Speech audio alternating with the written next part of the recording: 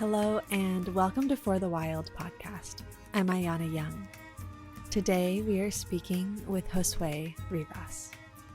Like when we talk about a creator or creation or creatives, what I think, a lot of people use that in social media, right? Like, I'm a content creator. I think that it comes back to like, are we really understanding what the word means? Like if you are a creator or that creator is inside of you, or that, creation or creative, energies inside of you, then you wouldn't give that away so easily. JOSUÉ Rivas is an Indigenous futurist, creative director, visual storyteller, and educator working at the intersection of art, technology, journalism, and decolonization. His work aims to challenge the mainstream narrative about Indigenous peoples, co-create with the community, and serve as a vehicle for collective healing. He is a 2020 Catchlight Leadership Fellow, Magnum Foundation Photography and Social Justice Fellow, founder of Indigena, co-founder of Indigenous Photograph, and curator at Indigenous TikTok.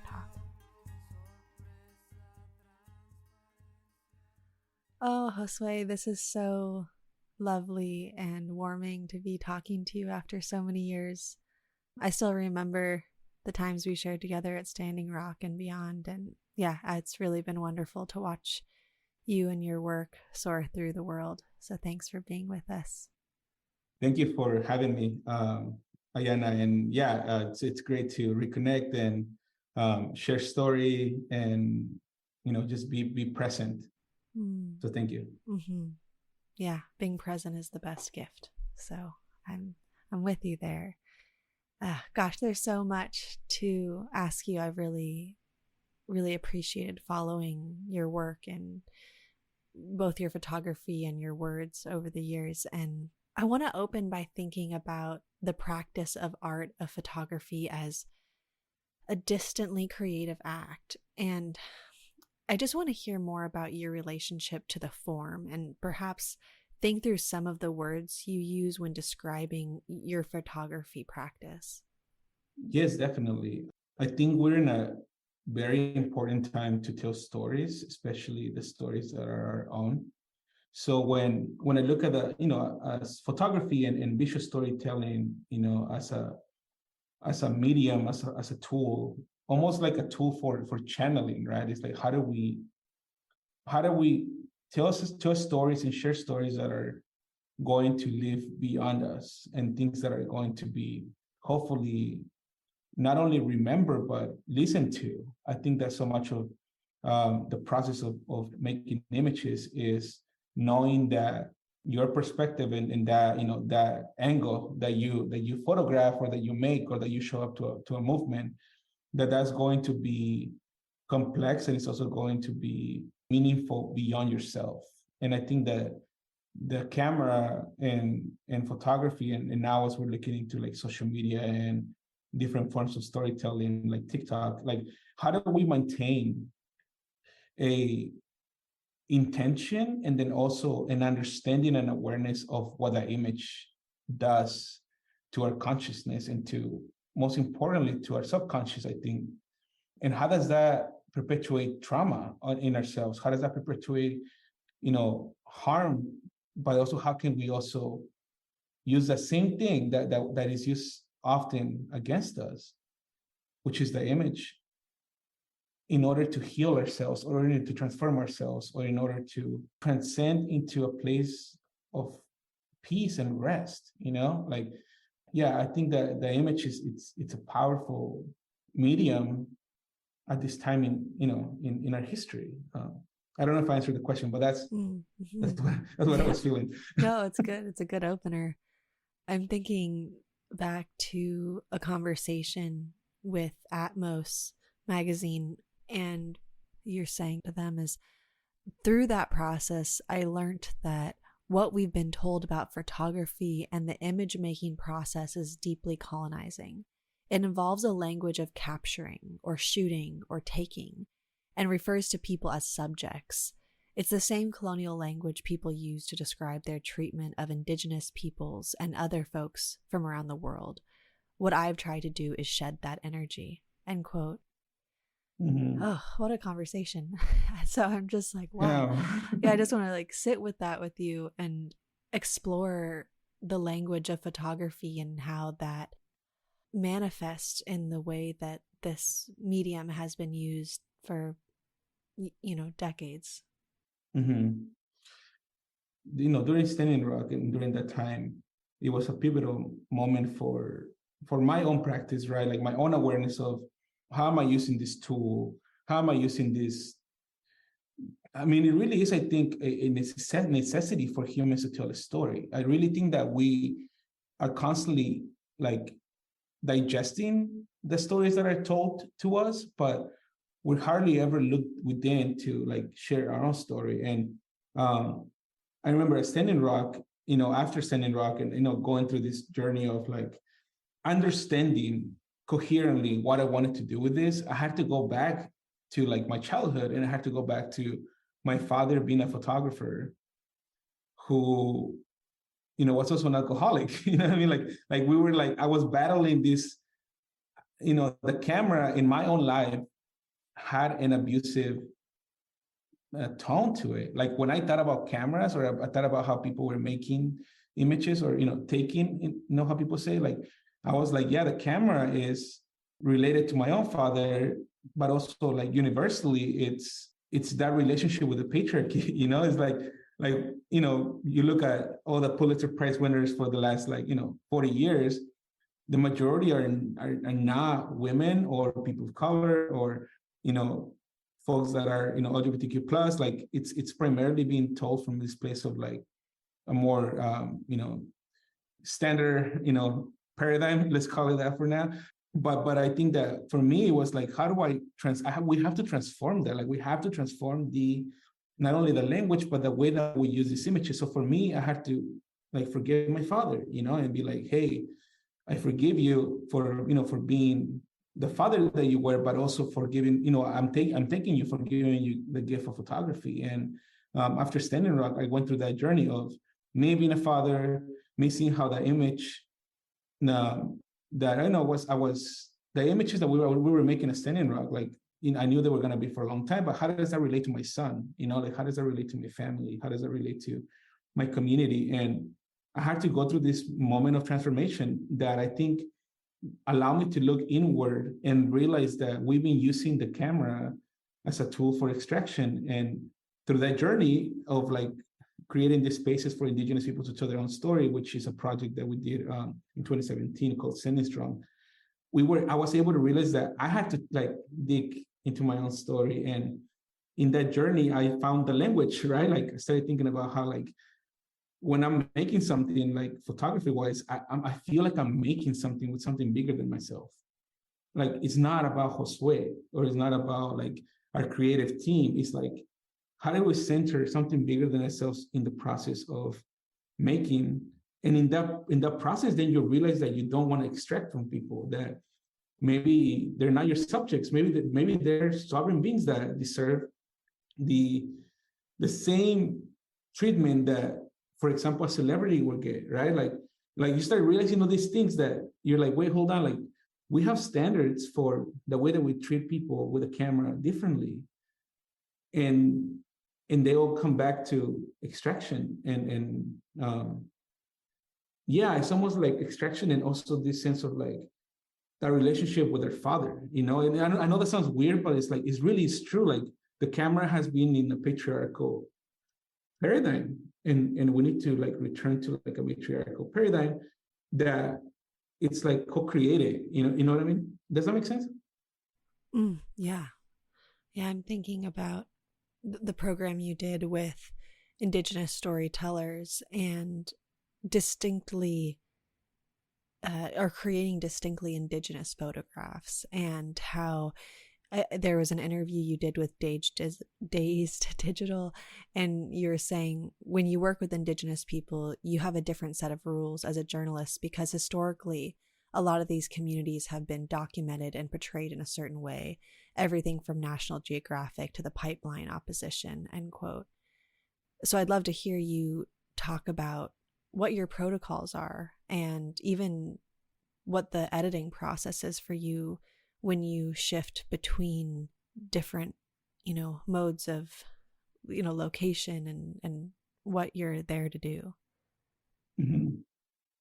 Yeah, that quote is interesting because I think that it's this really deep understanding that I'm constantly a guest in the places that I am at, and that I am where I'm located to make something, that I'm a guest there, not only if it's a territorial thing, like different territories for different communities, but that when you say yes to telling a story for someone else or with someone else, that the portal for co-creation and collaboration opens up. And in that portal, like things will manifest differently than what maybe you're used to, or maybe what other people are used to. And that intention of co-creating, it's really important in my creative practice and in the way that we do things here at Indigena.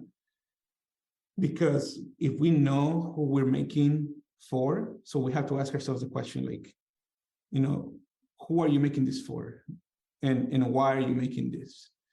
And a lot of times when we're asked to tell a story or to, co-create with a community, we have like sometimes that doesn't lock in, right? Like certain things don't lock in. And that's where we have to push and almost kind of like educate people sometimes and be like, hey, we can't use that person's story and just, share it widely without reciprocating with that community or with those peoples. And a lot of the times where we find ourselves is like almost like making new paths of how do we reciprocate, how do we co-create, how do we make sure that we do this in every community that we go to or in every story? Because having protocols are only useful if you actually use them and you put them to practice. And they're constantly evolving too. There's, we just did a project with the city of Portland here where we would paste the faces of indigenous folks that we co-created with all around the city. And there were some people that were like, hey, like, when we put out my photo, can I be there? And can I put it out myself? And we're like, yes, of course, like that's great. And then that was a new learning, right? So it's almost like you're constantly learning that certain communities want things a certain way, and that you have to be flexible with the ways that you make. And then also that's actually inform the way that we're making in the future, which I think is collaboration. I really believe that very soon we're going to realize that, for example, TikTok or Instagram or all these different tech companies that are constantly using our own image, like literally that's like our energy. They're using it without us being able to have that conversation with ourselves, like, who am I doing this for and why am I doing this? Like every time that I post something on Instagram, I literally ask myself those questions. And then I have a very clear intention. And then I let it go because I know that it's out of my control. But I think that having that awareness, it's another thing that, when it comes to our protocols, it's important to have is knowing that we can still make things that are hard to swallow sometimes, or like, partnering up with a brand, like, hey, how do you do that? And can you still do it in a way that fits our protocols? And a lot of the times, to be honest, it doesn't. Like, it's not in the DNA of commerce and capitalism to reciprocate with community. It's quite the opposite. So sometimes we have to step away from projects or say, hey, thank you so much for thinking of us, but if we cannot meet these basic standards, like we won't be able to co-create with you. So those are some of the protocols. Yeah, it's interesting. Gosh, there's so many pieces to this, but thinking about social media when you brought that up, and there's a few things to explore here, but one, what you're saying, or I think what you're saying about these multi-billion-dollar tech companies taking our energy, taking our creations, and in, I guess, a way owning them, even because once we put those images on their apps or websites, we kind of give away our power to them, and they can be used against us. They can be used to sell us things, to find out information, all sorts of stuff. Mm-hmm. And I think it's not always an everyday process for us to think through what we're really doing when we're posting images. But it's also challenging because, of course, that's kind of become the modus operandi of connection, especially when you don't live near family or friends, or when you're trying to build up your brand as a creative because you want to support yourself with something that you're passionate about. So it's like really complicated. And I'd love to hear how you wrestle with that, or what are some of the challenges that you face when you're wanting to use these platforms for yourself for good, but knowing that there's kind of sinister underpinnings.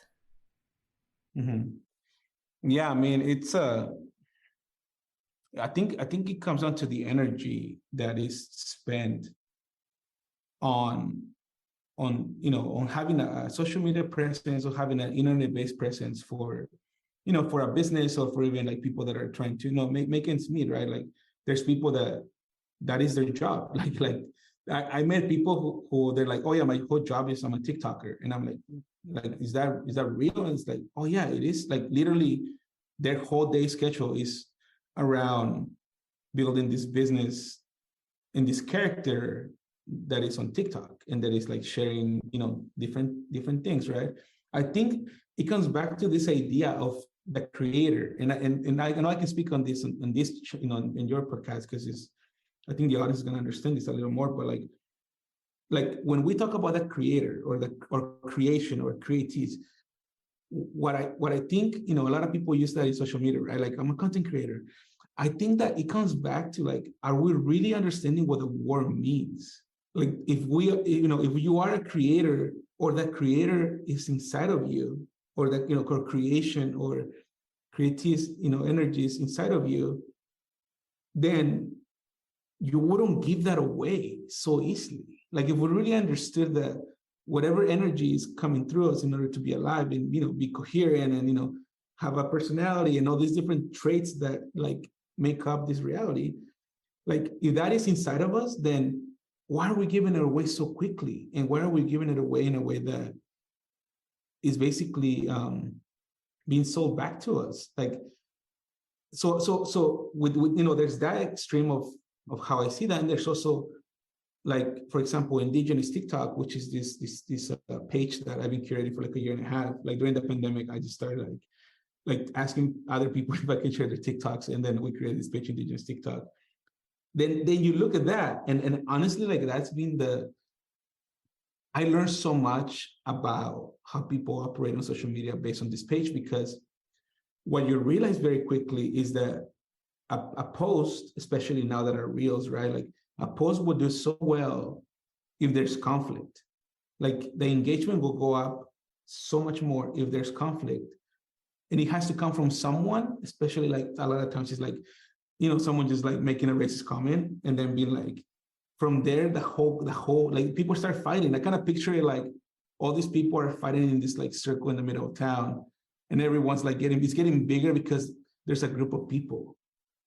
And then you look at the other type of, stuff that is put up, and we looked at that through Indigenous TikTok of, things that are really centered on peace, right? They're like more peaceful, more, it's not about like right or wrong, or, shaming others. Like I know a lot of times, like, when there's like that, like, people talking about other cultures and being like, but those people are like, usually TikTok wants you to do that. And Reels, they want you to do that. They want you to create conflict right away in your post. And it's literally on their guidelines, right? It's like, if you want more engagement, like these are the tricks, And it's also like, what we learn is that if there's positive messages, or there's, if there's no conflict involved, then the post won't do as well. So for me, what I realized then, it was like, it's knowing that these things are not going to be there forever. Like, it doesn't matter how many followers you have. It doesn't matter how many, how much money you make from like posting TikToks and Reels. Like, it comes down to the fact that that is another channel, just like the camera, right? It's another channel, and it's being used for extraction. And at the bottom line, is not going to put us into the future that we can co-create together, for us to be able to belong on Earth in a good way. Like, so when these things are gone, where did that conflict go? You know, like when a post is like 1,000 comments because people are fighting over like something that someone said or something that someone misread. Like I see so many times where like people comment something and then someone takes it the wrong way, but they're actually in the same page, and then go off for like 50 comments on fighting, and then come to realize that they actually were in the same page. And then you're like, wait, hold on, this is not real life. But why are we treating it like it is? And it has to do with the fact that we are being extracted from, that our spirit is being sucked out every time we post something. And if you're aware of it, like sometimes I think about this, like, man, I'm not about to post this, but one, like, you know, someone's gonna misrepresent this or like misinterpret it, or, you know, is this gonna create conflict? Like I stopped sharing stuff that is like extreme anymore, like from both sides. I just started like using social media as, this is a great way for people to hear a tiny bit, like a glimpse of who I really am. And then I also know that I'm actually interested in it. Like I actually love to throw like glitches at it and like throw like little, like I like to throw a glitch in the matrix a little bit with social media. But anyways, I don't know the answer to the questions, but I think it just comes back to that idea. It's like, it's not about the tool, it's how we use it. And imagine if everyone got off of social media for a day. How much money would that lose for like Instagram or TikTok? Like that would be millions of dollars if we just don't engage. Like if you're just like, I'm not gonna engage and I'm just gonna step away from this. But we won't do it because I think we're still enamored with the idea of social media.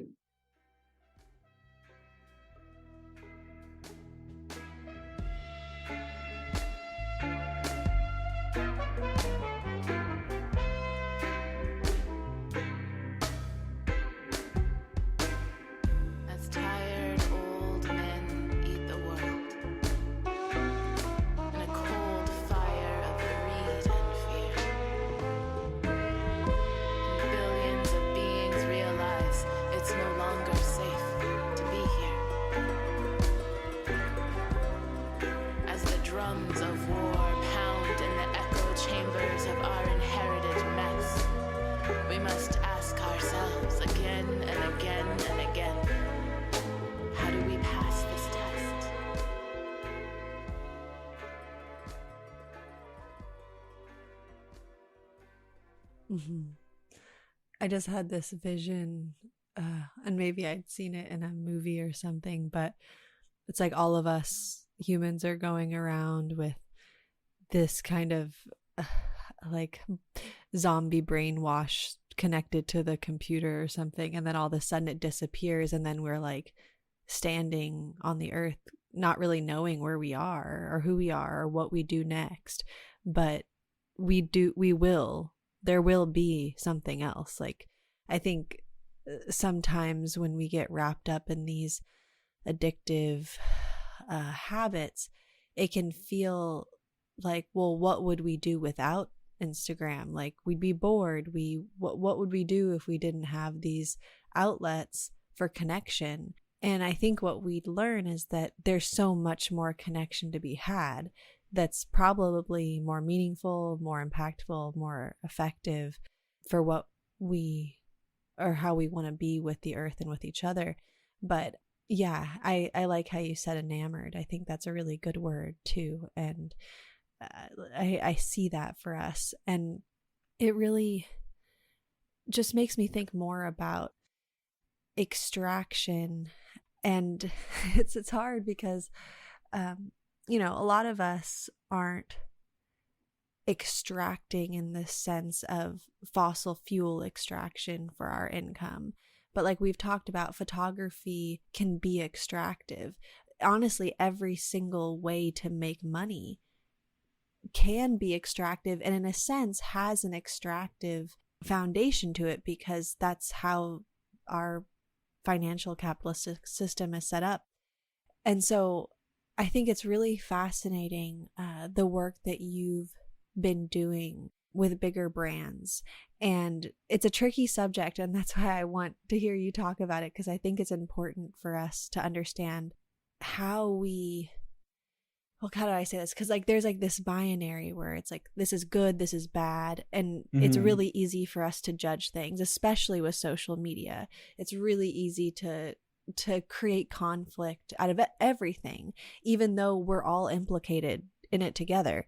But I think maybe our brains just want to be able to categorize something. But of course, things are more complex. Our lives are more multidimensional. So I know I'm like going in a roundabout with this question, but I guess when I think about creatives and large brands and how it's not a perfect relationship, but it's not to say there's not something worthy in those partnerships. And so I just want to explore how you've been able to navigate the terrain as an Indigenous artist, photographer, working with corporations, and where you see the trouble in that, where you see the growth in that, and what your experiences have been. Yeah, thank you for that. Maybe that's a really good question, to be honest. Like, I think we need to talk about this more in spaces that are that sometimes we can get really extreme about our views, like on all sides, and I think that what I'm learning more and more is that there is people in these corporations. Like, there's actually, like, that's one thing that it was hard for me to understand at first, like, especially after Standing Rock. Like, how do you go from like doing that work and then going into like a personal practice with a lot of like personal stories to like, sitting in a room with like 20 different executives from a really big corporation and them telling you that your work kind of sucks. Like, how do you like manage all that and still like do the work? And I think that we have to stop being afraid of talking about spirit in creativity. And what I mean by that is that we again, the whole thing with the creator or the creation or creatives, is within us. Like, if we have that at the center of our practice, whatever our practice is, whether it is making a great podcast or making an image or directing a music video, making a commercial, which is again, it's like most people will be like, oh my God, there's a corporate entities, and it's like, yeah, but how do we show up with that creation within ourselves and let that be the driver and let that be the guide, even when you have to deal with a corporation. And I think that that's what I'm still learning, to be honest. But so far, there's been opportunities that we literally they just don't align. And when we find those opportunities that don't align, we like to learn why. It's like, oh, so we didn't do that, or they say no to this because we actually said the truth, or we actually stated things that were that were challenging the structure or the intention of a corporation.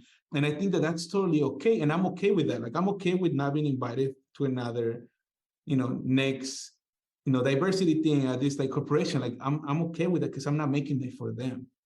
Whenever I go and make stuff with brands, we're making that for the community. Like, that's who we want to make sure that feels good about the things that we're doing.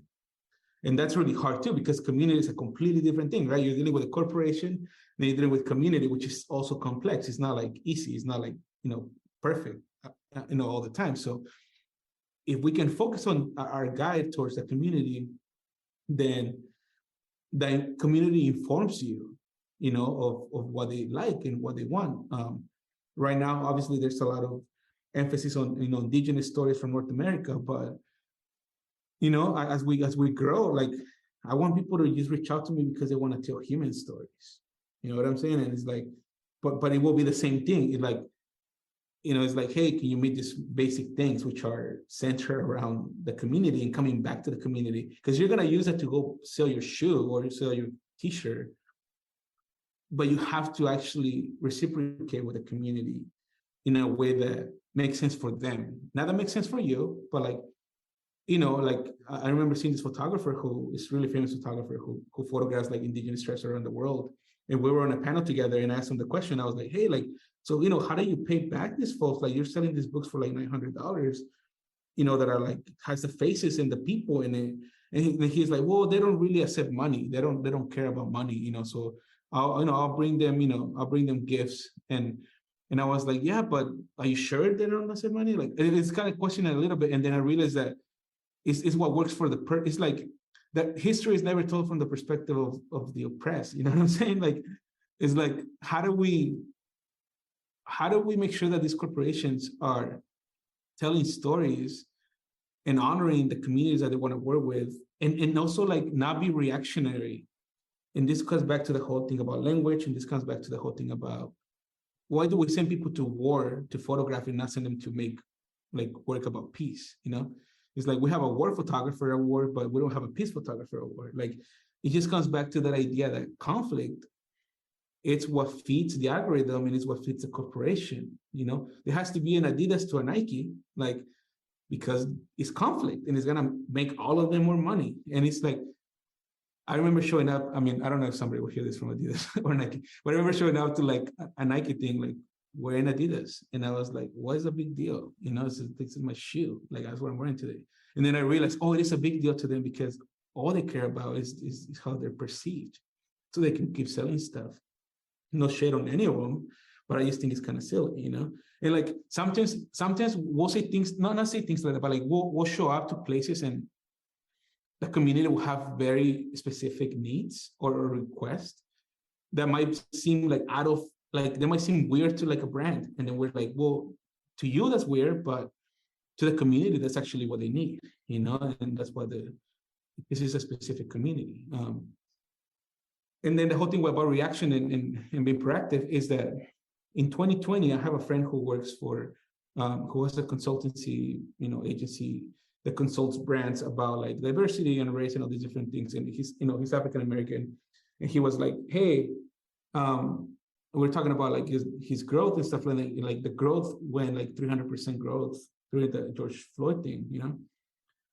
And he was like, he was really disappointed because he was like, I've been knocking on these doors for like years, and like not until someone dies like will they care about, you know, putting their black square. And that's another thing that I think is huge with our you know, with our work and my personal practice, is that I don't want to wait until there's a, like, you know, tragedy happening to Indigenous peoples for us to tell Indigenous stories. Like we have to be so much more proactive, and I think that's what we're trying to do, so that even though that Instagram will be there, TikTok will be there, these big corporations will be there, we're a step ahead. We're into the future, you know. Like, I'm a futurist at heart. Like, I want to like plant seeds for like trees that I won't get to, you know, to sit on. You know what I'm saying? Like, and I think that that's a big part of us, you know, challenging these corporations, but then also not being afraid to get in there and be like, oh, that's interesting that you have these ideas. There's like not a lot of percentage of people that will give you different ideas. I see why. Okay, so maybe you need to probably bring different voices here. You know, like that still happens in corporations. Like, where like there's now one person from that thing that they're talking about, and you're like, wait, like nobody thought about the fact that like you're all talking about like, you know, a story centered around women. There's no women in the room, like. You know, and like so we have to be way ahead, and we have to be clear about our agreements, and sometimes it doesn't work out, and that's totally okay. Like, there's, you know, there will always be a Native American Heritage Month every year, and then people will be waiting to make their content, you know, from their content creators. It's like, it's just really interesting to me. We just react instead of being like, how can we build and how can we vision together? Mm-hmm. It's tricky because working with these corporations can be problematic in the sense that there's a real miss in value alignment. And at the same time, they reach so many people. And if we are trying to shift culture, it seems like we need to take every angle possible because, you know, the sad fact is these corporations really impact people on so many levels, but like the psyche. And you think about kids growing up and how children are conditioned and their belief systems are formed based off corporate ads. So, you know, it's like if we don't get in there, we're missing out on a huge opportunity to potentially shift culture, or at least move something forward, like what you were saying with representation. to create stories or to create, like conditioning to buy something for a group of people, but those people aren't represented. It's like it just keeps perpetuating a type of control that I know a lot of us are trying to break. And this kind of leads me to this question of what comes after decolonization. And I really am wondering, like, how do we make decolonization a rooted and tangible process rather than an ephemeral ideal that's omnipresent but only ever treated as a metaphor? So I'd love to just riff with you on that for a bit. Yeah, man, decolonization. Do you remember the first time you heard the word? Oh gosh. Like when I mean I'm trying to think about mine, but like the first time you heard like the word like decolonization and where you heard it from? I can't remember the exact moment, but I remember a type of excitement, probably. Because like to me, I always think about that. It's like, you know, I for me it was, I think it was like 17-ish, and I was working to help undocumented students in Orange County tell the story about DACA and the Dream Act. I don't know if you remember that. It's like trying to give a path to citizenship to youth that came here with their parents as young kids. And I remember people were talking about that, right? And they were like, you know, decolonize. And then growing up in a, you know, like Mexican, you know, community, and a lot of indigenous, it's like rooted in indigeneity, you know, it's a lot of the ways that we live and all that. But then also like I was like, what does decolonization mean when it comes to the church? You know, like it's like how do you decolonize from Catholicism? And so I started kind of going into that path, and I remember very clearly when I realized that decolonization, it's actually, it starts with you. That is not an external thing, but rather it's part of the darkness and the shadow of ourselves.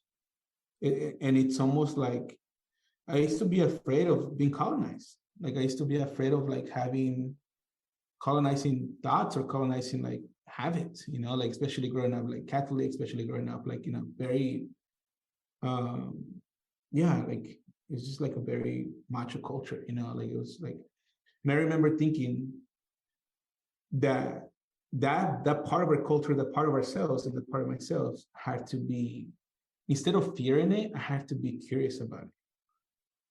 And I think I'll say like that's the moment where I really understood the word, or the meaning behind the word, or the idea. It was that yeah, my the way that I live this life is going to affect people in the future and people in the present as well. And it also can transform energy from the past, that I am past, present, and future all in one.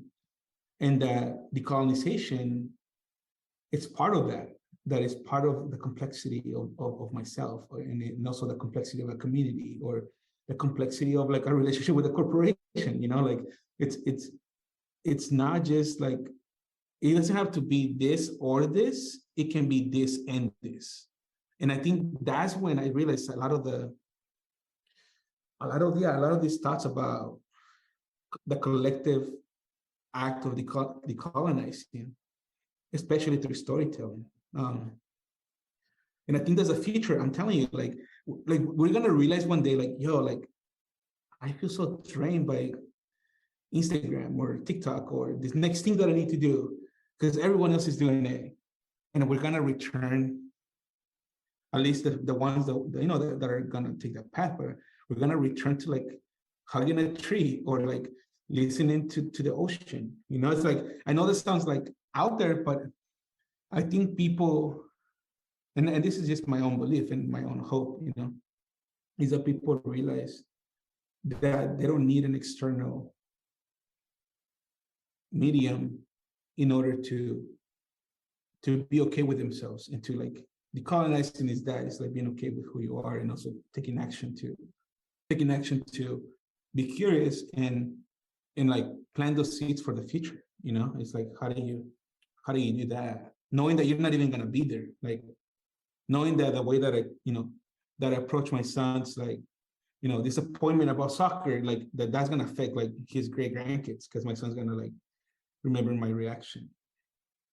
Or when we go make tell a story, and the way that you make people feel when you make their image, and you create something beautiful, that's gonna like ripple into the fact that they're gonna feel great about themselves, and maybe a little transform, and then from there they're gonna affect their community. It's like it's all about having that self-awareness and being okay with being in the process of doing things, not being like, I'm already decolonized, because I don't think anyone really is, like even, I mean, I don't know, maybe that's a question for you. Like, do you think like there is such thing as like being fully decolonized and just like perfect, or do you think that like it's almost like a journey that you have to do your whole life?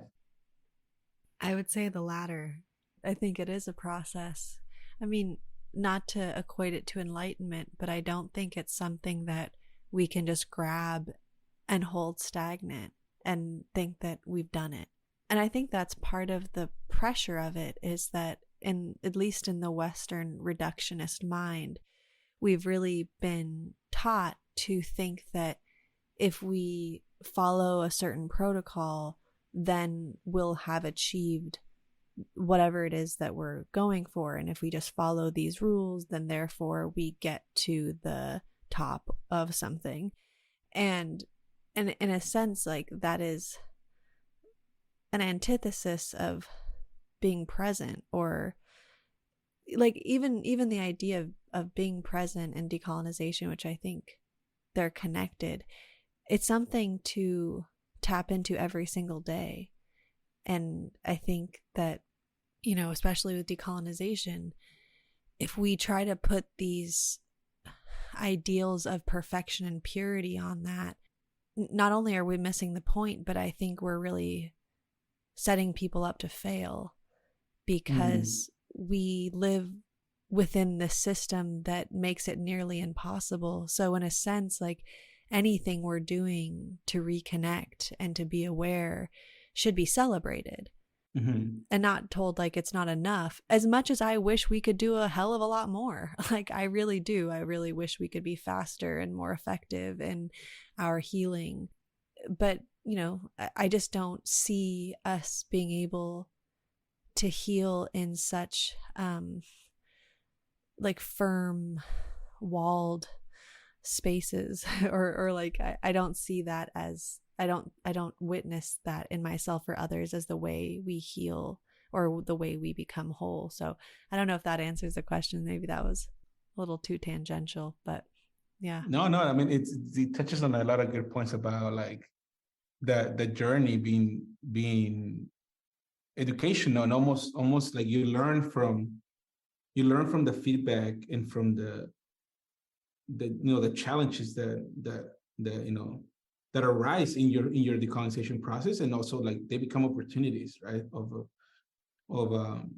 transformation. I think, because it really comes down to, like, we were talking about earlier, but like the camera, I believe, is like a transformational tool. like I really think that, like, when you see yourself, like when I see myself in photos, I can either feel really bad about myself and like mean to myself, or I can be like, oh, like, that looks like me. Like the camera is that reflection and the opportunity to reflect, and also, in my opinion, like transform, which I think decolonization is transformation. It's like, and the transformation process can take a long time. So if you make an image and you have an image of that moment, of that person, of that space, then that can remind us, because I think it's about remembering too, like who we are, like we're these like beautiful beings that are like on this tiny little rock going through space. Like, they get to have like podcasts and lattes and stuff like that, and get to go and hug a tree. Like we're not. I think we forget often how powerful we really are as storytellers, as creators. That's why that word bothers me so much when they use it on TikTok. It's like if you only understood what that meant, it's like you would not feed it in the way that you feed it. Like you will be more protective about your energy, but I did think that like the camera, it's a great tool. And then I mean we can get into like AR and VR, but like that's just an extension of it's an extension of the attempt to try to make us make sense of ourselves and remember, but it's in my opinion is corrupted. Like a lot of the times these technologies can be useful for certain things, but they can also like they're in the hands of corporations. I think that they get misused to create a crooked, not even crooked, but let me find the right word. It's like not the reality of who we really are, that we're powerful. And sometimes when I go on social media, I just feel like after like, scrolling or whatever, like I feel like, man, like I feel like my power was just taken away from me. I need to recover that, and so that's why lately I just been kind of like, I just been like using it as a tool to like share a little bit of the process and, the things that are happening. But I guess I'm like decolonizing / transforming my relationship with social media, and my relationship with technology. Like, and I think we're gonna have to. That's the messed up part, is that one day we're gonna have to. There's gonna be no choice. There's gonna be like, you either choose to not engage with this in the way that you've been engaging, which I think that for a lot of people is gonna be too late. And you can also, choose to like just go away from it and just like what if what are the teachings of the trees, what are the teachings of the plants, what are the teachings of the animals that are actually right there? Like you don't need that, there's no, you don't see an ego and they're like, oh my god, I go check out their profile, like make sure that their status is, and I can check out their status, like that's not how nature works. So social media and technology are natural attempts to make us have a sense of self.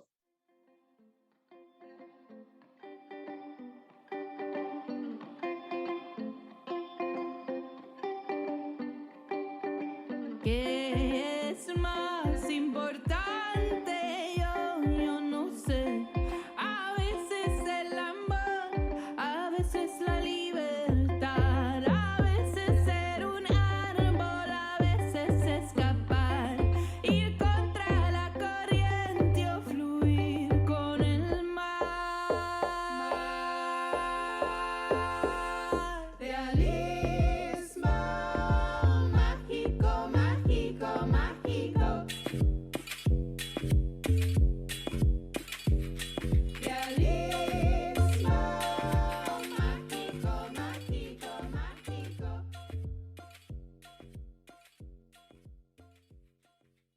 I'm thinking about your work with sanctuary cities and gentrification, and in your Yes magazine piece you write, documenting this sanctuary city also represented a return to places that I knew in my youth, end quote. So I'd just love to hear more about your journey and the process of documenting what that was for you, and just more about your role as photographer and what brought you here, led you to this work. So like I shared earlier, like my dad was a photographer and my mom was also a photographer. So I grew up kind of seeing a lot of these, like almost like interactions, because my mom and my dad used to do a lot of like weddings and like baptisms. We live in Mexico, in Guanajuato, Mexico. And so I grew up seeing a lot of that, and also like just the dynamic of my mom and my dad, and how my dad was always giving away the photos that he was supposed to be selling. Like he was notorious for that. Like, because people didn't have enough money, or somebody was like, hey, give me like 2 for 1, like he'll just do it. So that would like create a like conflict between my mom and my dad. And I remember though also having a teaching where as I got older, I realized that everywhere we went, we will be fed every single time. Like we will go to different like pueblos around our area, and everybody knew my dad because he had at some point probably given them like free photographs.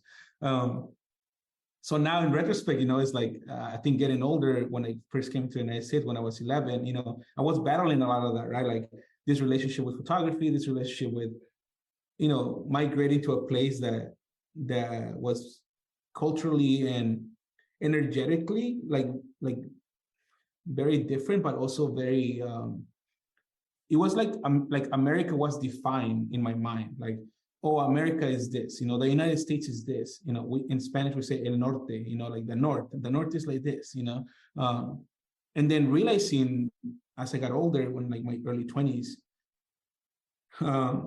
the power of plant medicine to help me find my place in this place and help me transform my wounds from the relationship with my father and transform the wounds of my relationship with the camera.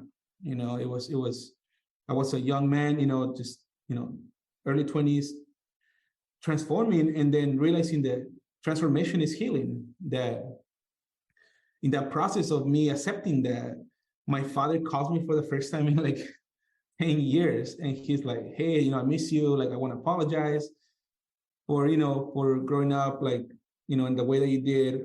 Unfortunately, when I was young, 7 to 11, I was houseless. So I live on the streets in Mexico. And yeah, like, I think he just felt, that energy from that ceremony, that he like apologized. And then he said, I'm going to send you my camera.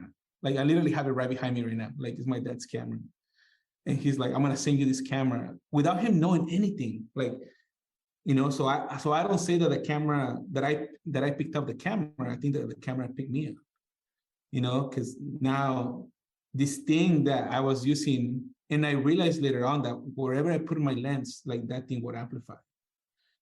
And, like, learning on, like, what do I want to amplify? Like, how do I want to use this gift, this medicine that was given to me through my father, through that lineage of storytellers, to use it for learning and transformation. And then I realized that as I was telling my story more, especially after Standing Rock, I was like exploring my own self, my own narratives that I had within myself and my complexities. Then I started seeing, like, oh, if you just set it up for other people to do that on their own, like, if you can give a camera to young people and tell them, hey, you tell me what's important to you. Like, all of a sudden you start expanding and almost like opening this portal for people to transform themselves.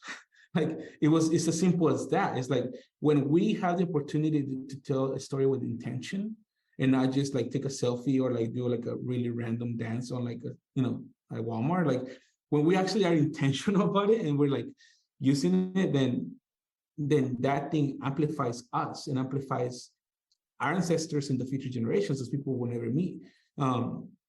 So anyways, so through this journey, I ended up in Orange County, when I was 21. And yeah, I think that, going back to Orange County in California and Santa Ana, which was a city that, I grew up in, it was part of that transformational energy, that healing energy, to see it differently. Because I think that, knowing that I'm not from here, meaning that I'm not from here based on the, the lens of an American lens, like a colonized lens, to that degree, you know what I mean? But that my peoples and all of our peoples throughout this continent have been engaging and sharing with each other since time immemorial. That, the Turtle Island is really Anahuac, which is like what we call Turtle Island. It's like that I am from here, and that I'm meant to tell these stories, and that I'm meant to connect with these relatives, and that I am meant to learn and like share my gift, which is, happens to be like storytelling, especially with visuals, and to co-create with people. And now I'm at a space where, I know that I just know that there's a generation of storytellers, especially with Indigenous storytellers, that is coming up, that is gonna completely shift the way that we see ourselves and the way that people see us. And then my hope, like, literally, this is like my hope, and I pray about this a lot, is that we realize that it's not just Indigenous peoples that can like allow us to return back to like a more earth-based life, that we have to collaborate. Like literally collaboration is key for the next phase of humanity in this next paradigm. And if we don't collaborate with each other and we don't respect each other's like, ways that we speak to each other when we're making an image, or, if the way that we reciprocate with people and make sure that they're taken care of financially as well, that you pay them, like pay people, like if we can realize that we do all these things intentionally now, then when the tragedy happens, then we won't react to the tragedy. And then we'll be equipped and almost like we're learning from each other so much that will not only like overcome the tragedy and almost like be advanced, ahead of it, but also that is going to set the next generation so much better. If I can heal myself and I can find a place of healing within my own story, then those descendants are going to be recipients of that one day. Like if I can deal with my own trauma and my own wounds, intergenerational wounds, and I'll, at the very least, attempt to heal them and transform them, then I know that there will be people in the future that are going to look back and be like, oh yeah, like my grandpa did this and this and this, or might have this photo book from my grandpa, he left it behind, and like I'll probably do some like weird like AR, VR, so they can see me like in Star Wars or something, so they can actually see me. But then like, like you'll be able to share those stories. Like I'm going to be an ancestor one day. Like that trips me out, that like one day I won't be here and people are going to be like, oh, what did you leave behind? What were those messages? What was the healing process like for you, Josué? So that we can learn from that and know where we come from, so that we know where we're going. You know what I mean? Mm-hmm. Josué, that's a long answer. No, but it was a great one, and I really appreciate your time with us today, and I look forward to watching and learning and seeing what you create. Thank you. Appreciate that, and thank you for having me today. Thank you for listening to For the Wild podcast. The music you heard today was by Gerardo Vaquero, Julio Quinto, The Mysterious They, and Maria Jose Montijo. For the Wild is created by Ayana Young, Erica Ekram, Francesca Glassbell, and Julia Jackson.